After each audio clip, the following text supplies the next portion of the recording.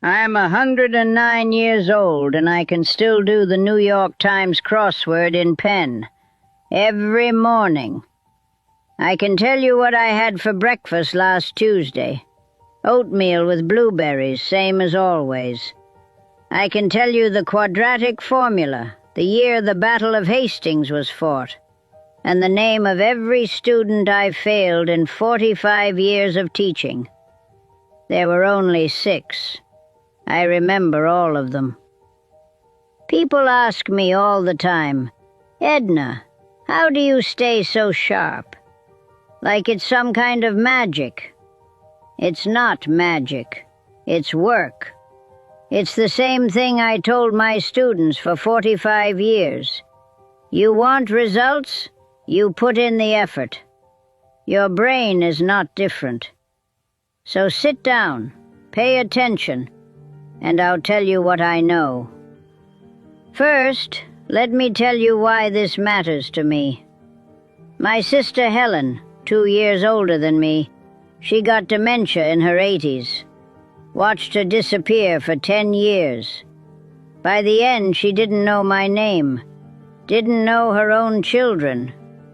This woman who used to run circles around everyone, who remembered every birthday and every grudge and every recipe our mother ever made. Gone. Just gone. My best friend Margaret, same thing. My cousin Stanley. Half the people I grew up with. They lost their minds before they lost their bodies. And I watched.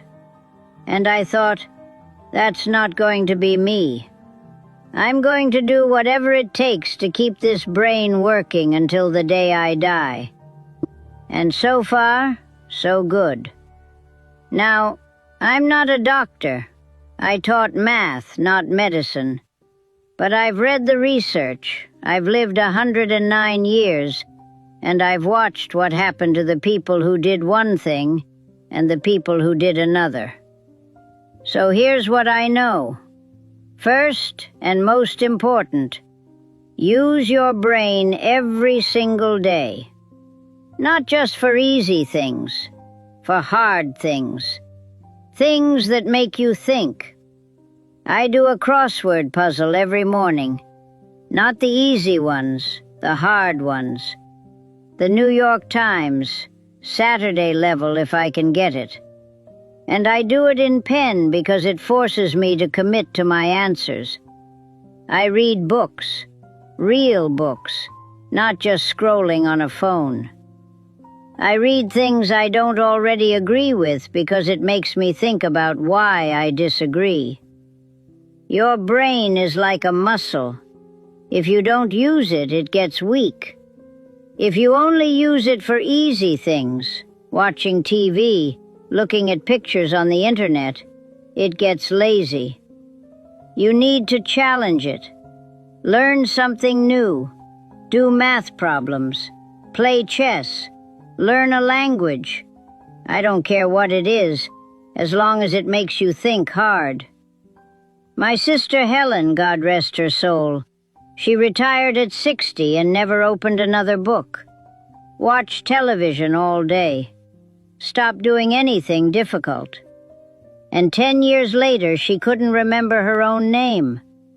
Coincidence? I don't think so. Second, don't isolate yourself. I know, people are annoying. Believe me, I know. After 45 years of teenagers, I know exactly how annoying people can be. But you need them anyway. The research is clear on this. Loneliness is bad for your brain. Really bad. When you're alone too much, your brain doesn't have to work as hard. No conversations to follow. No social cues to read.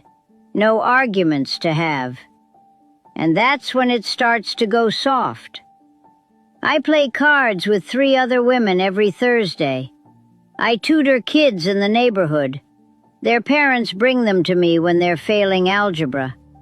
I talk to my children. I argue with my grandson about politics. He's wrong about most things, but at least he makes me defend my positions. You don't have to like everyone. You just have to engage with them. Your brain needs the workout. Third, move. I don't mean run marathons.